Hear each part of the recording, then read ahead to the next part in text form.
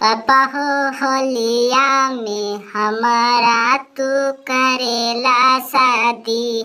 पापा हो होलिया में हमारा तू करेला शादी।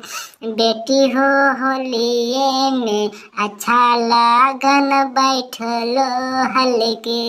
बेटी हो होलिये में अच्छा लागन बैठलो हलके।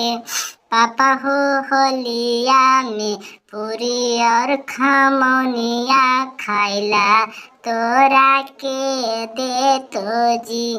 पापा हो होलिया में पूरी और खमौनिया खाइला तोरा के दे तो जी।